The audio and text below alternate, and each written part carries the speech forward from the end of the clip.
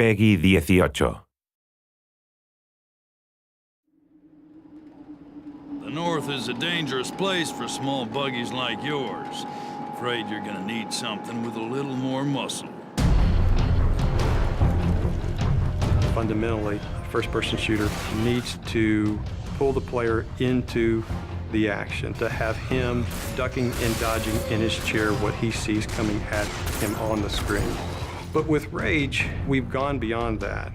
There's so many different things to do. There's so many characters to interact with. There's this world to explore. There's vehicles to drive. So it just becomes immersive on so many levels that when the player is in it, he's engaged with not just the action, but the story, the characters, the world.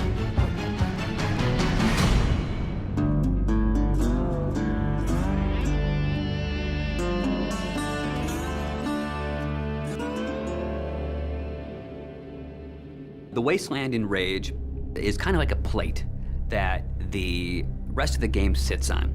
As you travel around, you'll discover that there's these entrances to bandit hideouts and mutant caves and old sewers and things. Listen, don't you go trekking around down there without some serious firepower. In Rage, we try to make the game open but directed. Player choice is very important in Rage. The Wasteland is more than just a setting for the story. It's its own gameplay level, for lack of a better word. It's the thing that stitches the story and it stitches the action all together. We want you to follow this action movie experience, but we allow you some freedoms to kind of explore different things. Each of the missions does kind of surround the story. For instance, we have an electrobolt for the crossbow weapon. Electricity, water, that makes sense. Well, Wellspring sits on top of a well. So the obvious gameplay thing is here, okay, you shoot the electrobolt in the water, it electrifies anybody that's in the water and they die. As you travel through the Wasteland, you meet very interesting, very over-the-top characters. Great! Muy bueno! We are simpático, eh? And we feel that creating memorable characters that offer you memorable missions really kind of helps drive the whole experience forward. The interactions that the player will have with these characters should hit something in the emotional nerve of the player. So we've gone that extra distance to make key characters really feel alive.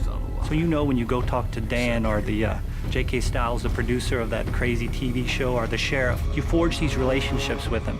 And they give you lots of bits of the story, but you live through the rest of those elements.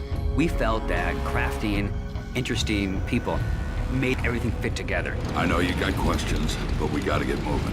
You're driving across these landscapes and you're going visit people here and they're giving you jobs to do. So I hear you have a message from our friend Dan. Let's have it then. One of the things that we discovered with Rage is when people saw us drive around, shooting other cars, they immediately said, I want to do that in multiplayer.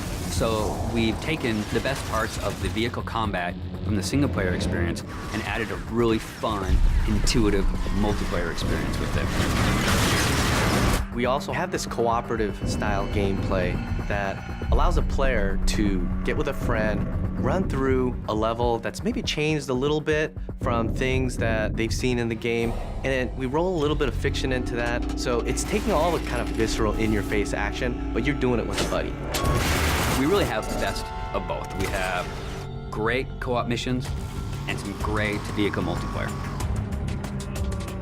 We want to provide this smorgasbord of different things that the player can do so that they can become immersed with other things rather than just a critical story path.